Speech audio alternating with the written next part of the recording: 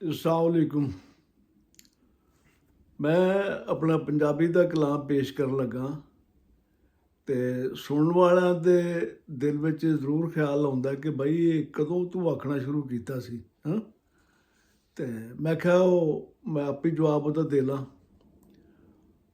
ਗੱਲ ਹੈ ਕਿ 1966-67 ਵਿੱਚ ਉਰਦੂ 'ਚ ਪਹਿਲੀ ਗਜ਼ਲ ਕਹੀ ਸੀ ਜਾਂ ਹੋਈ ਸੀ ਤੇ ਫਿਰ 80 ਦੀ ਦਹਾਈ 'ਚ ਜਾ ਕੇ ਨਾ ਤੇ ਮੇਰੇ ਵਹਿਮ ਗੁਮਾਨ ਵਿੱਚ ਵੀ ਨਹੀਂ ਸੀ ਕਿ ਮੈਂ ਪੰਜਾਬੀ 'ਚ ਕੁਝ ਕਹਾਂਗਾ ਤੇ ਪੰਜਾਬੀ ਦੀ ਗਜ਼ਲ ਹੋਈ।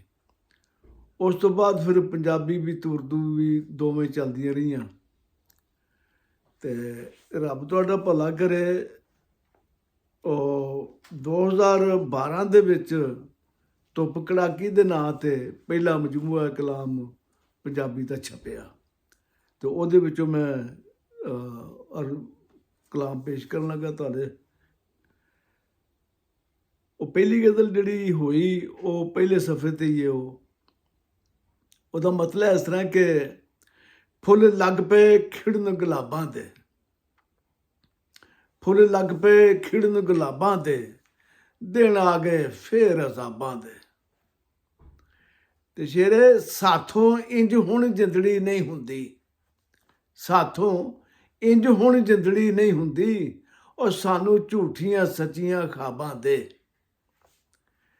ਤੇ ਕੋਈ ਵਰਿਆਂ ਦਾ ਧਰਿਆਇਆ ਸੀ, ਕੋਈ ਵਰਿਆਂ ਦਾ ਧਰਿਆਇਆ ਸੀ, ਮੂੰਹ ਸੋਗੇ ਵੇਖ ਤਲਾਬਾਂ ਦੇ। ਤੇ ਸ਼ੇਰੇ ਇਹ ਕੋਠਾ ਕੁੱਲਾ ਢਾ ਦਿੰਦੇ, ਇਹ ਕੋਠਾ ਕੁੱਲਾ ਢਾ ਦਿੰਦੇ, ਓਏ ਅਥਰੂ ਮੁੱਢ ਸਲਾਬਾਂ ਦੇ।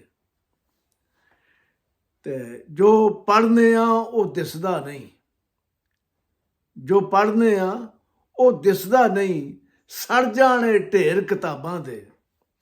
ਤੇ ਸਾਨੂੰ ਨਸ਼ਾ ਏ ਕਿੰਨੀਆਂ ਪੀੜਾਂ ਦਾ, ਸਾਨੂੰ ਨਸ਼ਾ ਏ ਕਿੰਨੀਆਂ ਪੀੜਾਂ ਦਾ, ਸਾਨੂੰ ਮਜ਼ੇ ਨੇ ਕਈ ਸ਼ਰਾਬਾਂ ਦੇ।